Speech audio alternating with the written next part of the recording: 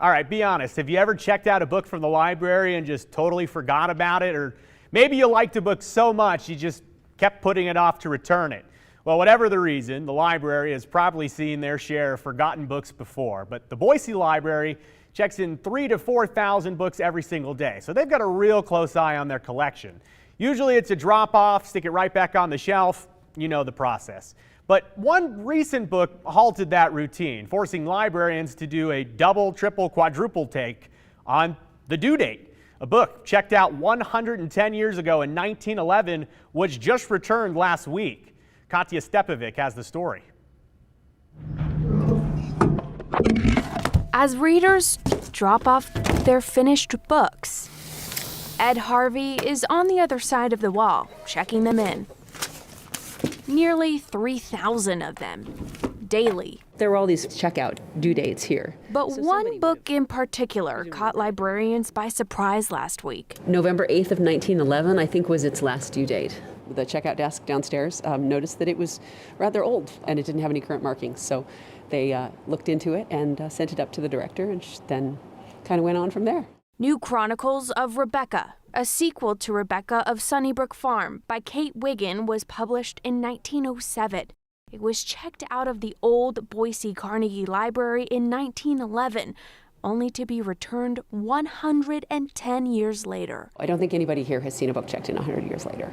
While it's not the oldest book in the library, This one is 1893. it's the years that the book spent off the library shelves that catch people by surprise. You've got 1910, you've got fresh dates there, so I'm guessing it came in at about 1909. And then it was obviously checked out and then gone.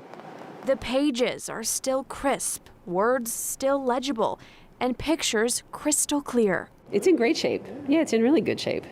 I think the condition would be very good to excellent. But what about the late fee that the years have probably racked up? Books may be kept 2 weeks without renewal unless otherwise labeled. A fine of 2 cents per day is imposed on overdue books. At more than 40,000 days late, if the library still had the same late fee policy, whoever checked it out would owe more than $800.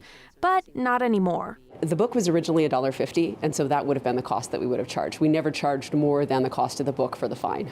The new Chronicles of Rebecca, valued today at $5, can surely illustrate the tale of a heroine. But what it can't tell you is the story about where it's been. You know, unless somebody, wants to come forward and be like, hey, this was my grandmother's and she moved to, wherever and, was always embarrassed that she hadn't returned this book or something. It would be great if we could find out what happened. But that said, sometimes there are just mysteries in history.